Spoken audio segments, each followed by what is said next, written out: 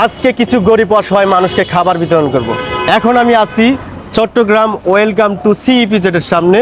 তবে কয়জনকে খাবার বিতরণ করব সেটা নির্ধারণ করবে আমার হাতে থাকা আঙ্গুলে লেখার উপরে। আজকে দেখব কতজনকে আমরা খাবার দিতে পারি। আমার হাতে থাকা আঙ্গুল যে একজন ভাইকে ধরবো, যে কয়জনের সংখ্যা হয় ওই সংখ্যার উপরে আমি খাবার বিতরণ করবো। আজকে আসেন, একটু কাছে আসেন।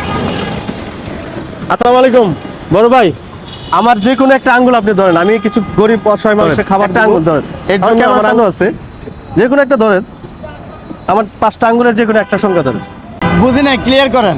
আমি বলছি আজকে গরিব অসহায় কিছু মানুষের খাবার বিতরণ করব। এখানে প্রত্যেকটা আঙ্গুলের সংখ্যা লেখা আছে। আপনি যে কয়জন যে আঙ্গুলটা ধরবেন ওই আঙ্গুলটা যে কয়টা সংখ্যা থাকবে ওই কয়জন মানুষকে আমি খাবার খাওয়াবো। ধরেন, এদিকে আসেন, কেমন খরচ করেন।